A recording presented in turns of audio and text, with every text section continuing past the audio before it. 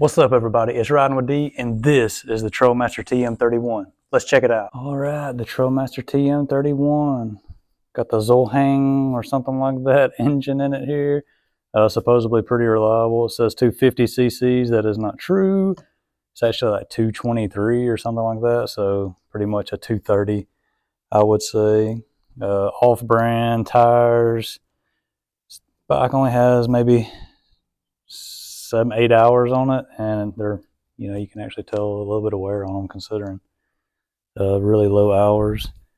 So one of the biggest problems with these particular bikes is to get them running right. Usually they're too rich or too lean, something of that nature, and it all boils down to the carb. So I put in the Nibbi Carb. You can get these off Amazon. They're relatively cheap.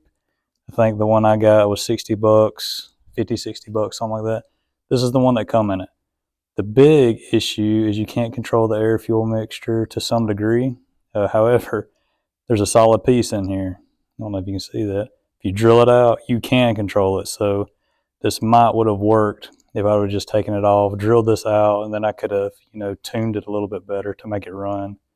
Idle better, again, depending on what climate you might be in. The brand of the car that's on it is U-All, something like that. Again, just switch to the Nibbi. It seems to be running a lot better. Since I've done that, it's obviously better tuned and stuff of that nature. So that's one of the main problems that you pretty much have with this bike, is just to get it to run and idle correctly. Another one that I had was the rotor was warped. Easily mitigated. I got this again from MotoBuzz, contacted them, never got anything back. Just bought one off Amazon for, I think it was like maybe 20 bucks. So ever since I did that, that's obviously been a lot better. The book says adjustable suspension.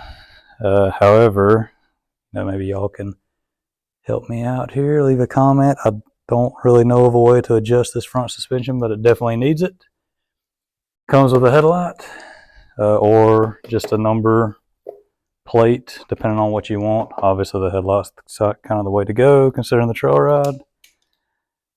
Easily key, comes with 2 keys, comes with a certificate of origin, all that good stuff.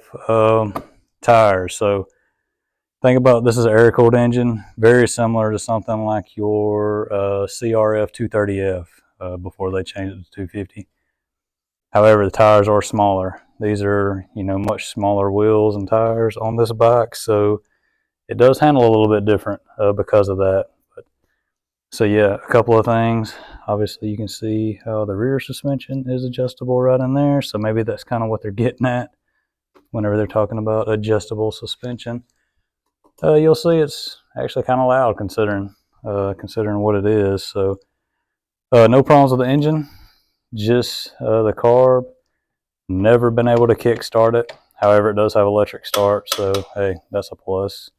You don't necessarily have to worry about that as long as you got a nice battery to deal with. So yeah, other than that, seems to be like a pretty good starter bike, overall. So another big, well, not a big problem, another problem I've had is the chain. Obviously some sort of off-brand, maybe. Just about after every ride, I've had to adjust it to kind of get it back right, because it'd have a lot of slop in it. So far, having to adjust that a good bit. However, newer bikes, I mean, you got to do that anyway, but usually it's not necessarily after every ride. There's actually a QR code on the engine. Whenever you scan it, it didn't go anywhere as far as showing me the actual website or anything. I was hoping it'd give me a little bit more information about the engine. Again, the engine, you could look it up as far as the name and everything that comes up on it, but supposedly they're pretty reliable engines, but something we'll find out. This one's just the base model, no skid plate. Some models you can get, I think it's the TM31. You can also get another one where it has full-size wheels, and it'll have a skid plate and stuff like that, which will definitely help you out. So let's get to it. Let's check out how it rides. All right, let's see what we got here. Oh yeah, just to make sure I mentioned it, because I couldn't necessarily remember the name. Zhongshin engine is what it was called, if my country accent pronounce that correctly. So let's flip the switch. Got the fuel on. Yep, do it once, do it twice. That's the battery there. Fuel is on. The choke on this bike is up here. Nice little, that makes it nice and convenient there. See, she'll crank.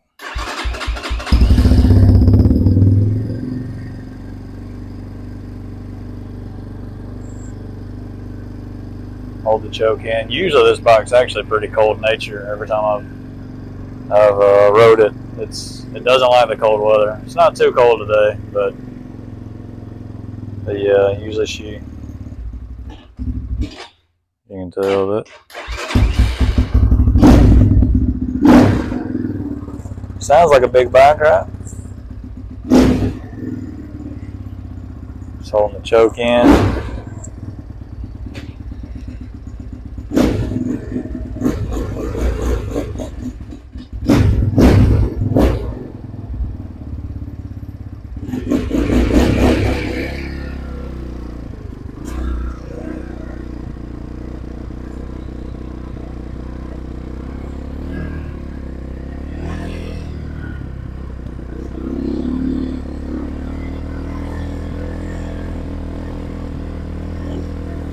Definitely cold. No, she cranks right up, but it's not. I could probably tune the carb a little bit better to mitigate this problem. It's been a while since I rode it.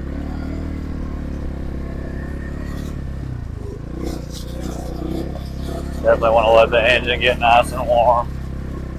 And it usually does a lot better once the engine is warm.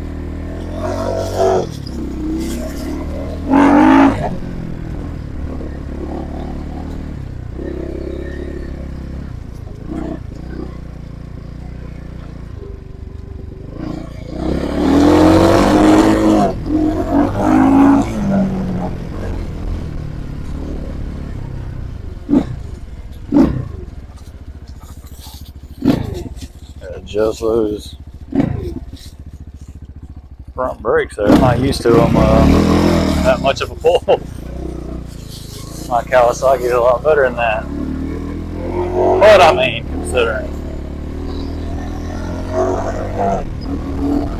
this thing, got it for $1,800.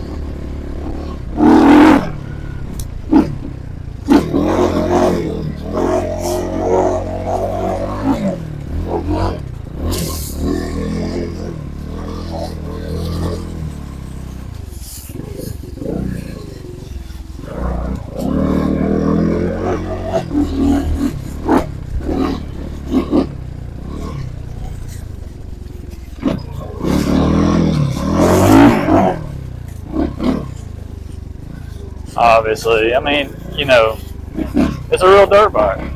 I mean, it easily goes through the trails. Sort of takes getting used to. The suspension's sort of odd, or it is to me. It might be because I have quite a few bikes and it tends to feel a good bit different.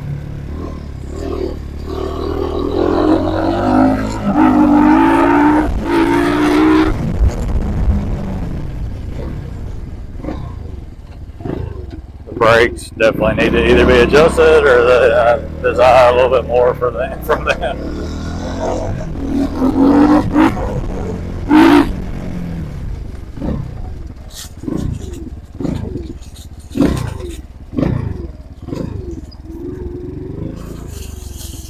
Shifts good. I mean, if you're just gonna do minor little trails, not jump anything, then yeah, this thing is definitely pretty good once you get the carb and everything figured out.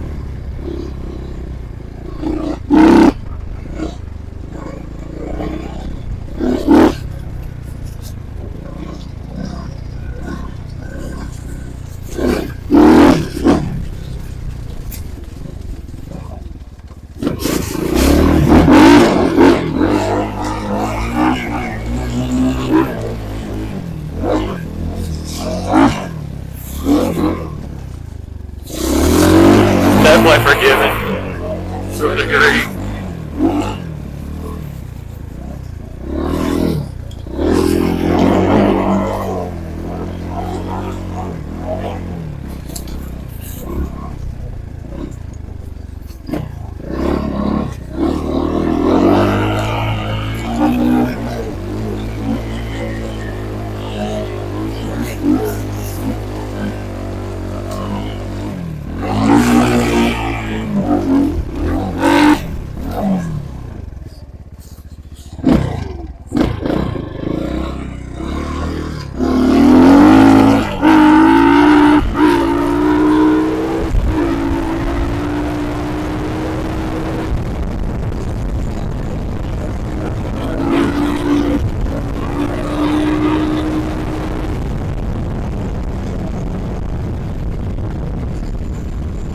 it's fast enough,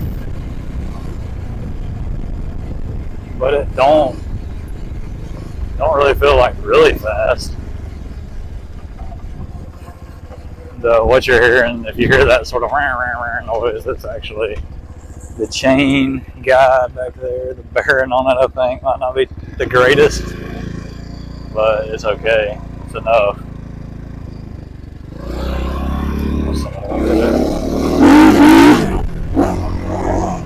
I mean, this definitely reminds me, back in, let's see, I think it was like 2008, I had a CRF 230F.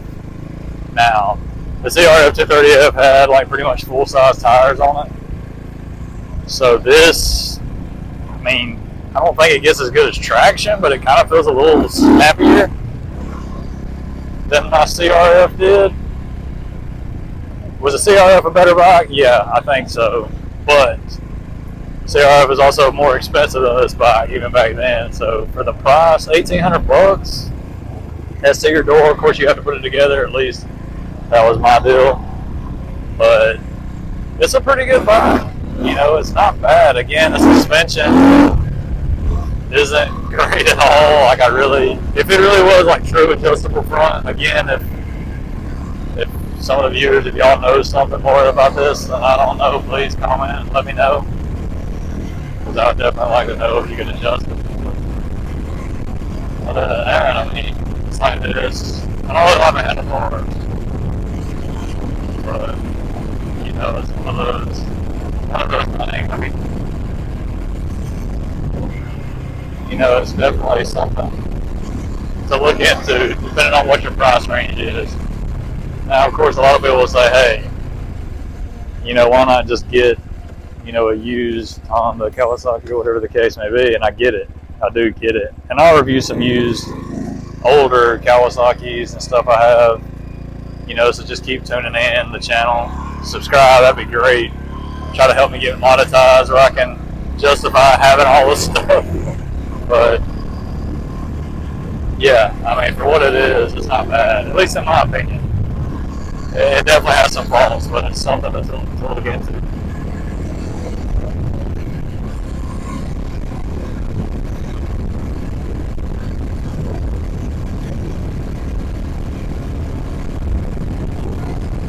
I mean, yeah. I mean, comment if you want to know the top speed. Of course, on paper it says 55. It doesn't feel like 55 to me. I have other bikes that say 55. They feel a lot faster as far as the top end on it. But it could be. You know, I don't have my GPS out or anything like that. But, you know, they have an enduro model where you can actually put a tag on this thing. Yeah, I have other bikes that, I mean, around town it would probably be fine, or just going from trail to trail. Yeah, I get it. But, you know, other things that you would need something else.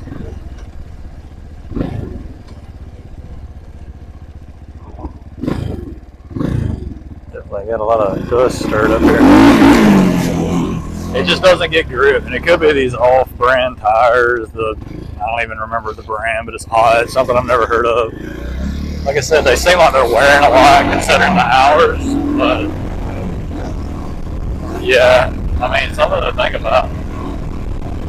And if, you know, okay, so another one of those things, if you think about, okay, you want to get this and then fix all the faults, just buy, you know, maybe a slightly used Japanese bike. But hey, let's face it, most of them nowadays, even the Japanese brands, unless you get an MX version, they're all, you know, made in India or China anyway. But, you know, you do get better tires for the most part on them, you know, things like that. You know, it is a real dirt bike. You can do some dirt bike things on it.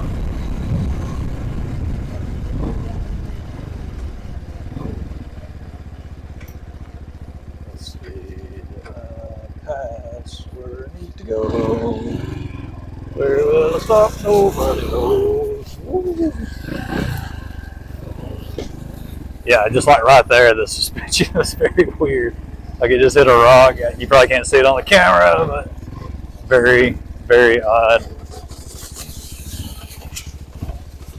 Yeah, other box. Like I'm basically sliding. My back brake's locked right now.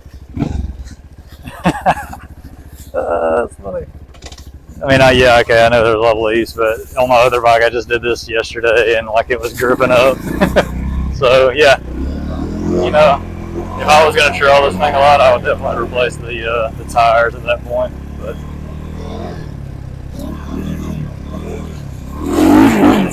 spinning right then, if you get it any kind of power, I mean, you know, it could be fixed. Just, you know, get the version with the larger tires. You know, maybe that would definitely fix it. I know there was another video I watched about this bike, and they were kind of having the same problem, and they lowered the PSI in the tires, and that seemed to do a lot better for them. I've done that. I mean, maybe it's better, but I don't really notice it. But hey, it's the time of year where there are a lot of leaves and straw everywhere, especially here where I live. But you know, something to consider.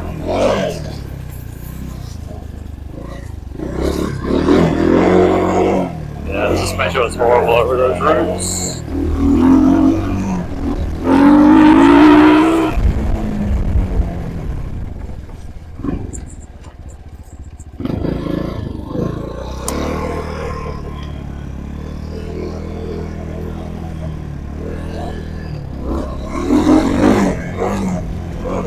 So if you're thinking about it, one of these, I mean, you can sort of see what it can do on these crazy trails here.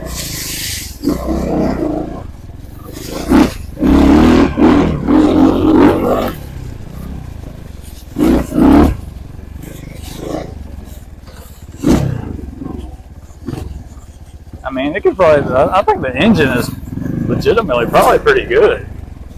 I think once you get the carb dialed in right, depending on where you live and everything. But if some of the newer ones actually have better front suspension, yeah, no doubt, this would probably be a pretty decent little bike. But like this, if you're more experienced, you're going to want more.